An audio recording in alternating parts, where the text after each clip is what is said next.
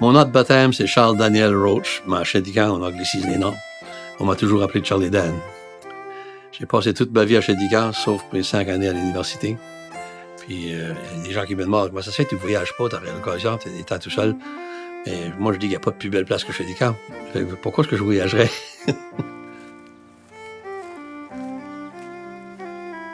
Ah, les 14 vieux. Les 14 vieux, ça s'associe pas avec la fondation de Shedikan. Ça s'associe avec un événement qui était 5 ans après la fondation de Shedikan. Lorsque 14 chefs de famille se sont présentés au conseil du gouvernement du Cabotans, se sont présentés pour faire une demande pour une concession de terre de 5 000 pas de terre. Puis ils l'ont eu. Puis une fois rendus ici, ils l'ont divisé entre eux à leur façon. Mais il y avait plus que 14 familles à Shedikan dans le temps. Donc ils ont agi non seulement en leur propre nom, mais au nom de tous les autres qui étaient apparentés. Les 14 vieux, c'était pas des vieillards. Mais il y en avait qui étaient tout jeunes. Il y en avait qui étaient à peine mariés, qui n'avaient pas encore d'enfants. Donc, l'âge moyenne, je crois que c'était quelque chose dans la trentaine. Puis, quand on parle des 14 vieux, je crois qu'on devrait parler aussi des 14 vieilles, des femmes courageuses. Donc, nos 14 vieux, c'est correct qu'on les vénère comme ils ont joué un rôle important dans notre histoire, mais il ne faut pas croire que c'est eux les uniques fondateurs.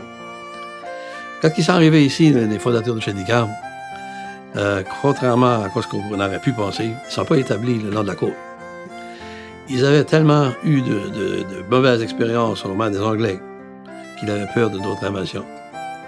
Donc, au lieu de s'installer le long de la côte, ils ont été se cacher derrière la première rangée de collines, ce qu'on appelle le Buteau.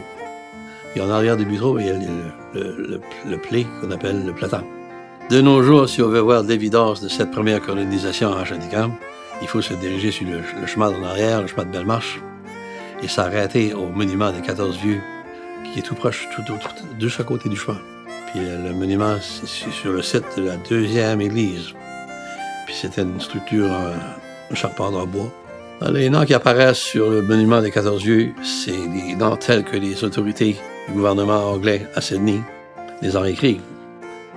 Puis naturellement, si on demandait à messieurs comment il s'appelait, puis il disait Pierre Aucoin, qu'est-ce qu'on allait faire de Pierre Aucoin? Ils essayaient du mieux qu'ils pouvaient. Ils ont fait Pierre Aucoin. Pour se faire accepter par les Anglais, c'est plus facile si on va la faire facile pour eux. Ça fait que Joseph Boudreau, on l'appelle Boudreauit, si je me rappelle bien. Maillet, on l'appelle Mallette. Puis des choses semblables. Mais ça, c'est l'ouvrage d'anglophones. Mais le premier cimetière qu'on connaît de Shedikan, c'est juste à croiser de la Croix-Blanche.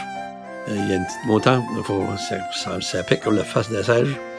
Mais ça vaut la peine de faire un effort pour y aller, parce que là, on trouve les restes du vieux cimetière qu'on appelle le cimetière des 14 vieux. Mais en réalité, il y a beaucoup plus que les 14 vieux dans Terre et l'eau.